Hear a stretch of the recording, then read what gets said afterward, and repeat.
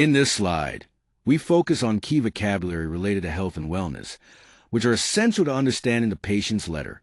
For example, a nightmare is described as a very unpleasant or frightening experience, while pediatric pertains specifically to medical care for children. Intravenous means something that goes into or is connected to a vein, important for treatments like medication delivery. Priority refers to something considered more important than other things, and medications are treatments using drugs. A confidant is someone you trust with private matters. Deprivation means a lack of something necessary. Vulnerable indicates needing special care or protection, and dreadful refers to something very bad or unpleasant. Moving on to the true or false section, we see that the sender of the letter was not happy with the health worker's service, and the staff in different departments did not have harmonious relationships. They were also not mainly concerned with the sick child's requirements, but interestingly, they did share personal feelings with the writer. The patient's gender was clearly noted in the chart, and the author did not accept the health worker's mistakes lightly. Finally, the writer appears to be more sincere in her duty than the hospital staff. This sets the tone for understanding the emotions and challenges faced in this patient's letter. Let's look at some important questions and answers related to the author's experience.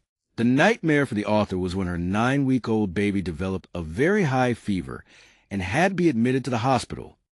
The main purpose of the letter is to encourage health workers to communicate respectfully, collaborate effectively, and provide better patient care. According to the author, the main weakness of the hospital staff was that they complained about one another instead of focusing on the patient's needs. Although the nurses never said, "Your daughter is not a priority," directly, the author felt that way because they often said they were too busy, which caused delays in her daughter's care. Patients and their families expect health workers to treat them with care, respect, kindness, confidence, and professionalism. Lastly, the author was frequently asked questions like, "Was she premature?" and "Was your delivery normal?" These questions seem to be a common part of the hospital routine. The health workers made a gender error because they didn't carefully check the patient's chart, repeatedly referring to the baby as a boy instead of a girl. This highlights the importance of attention to detail in healthcare settings. According to the author, people generally view health workers as professionals who choose their careers out of a genuine desire to help sick people recover.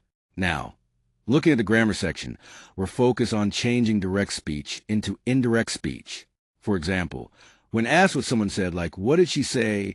the indirect form is, "She requested me to help her fix that machine."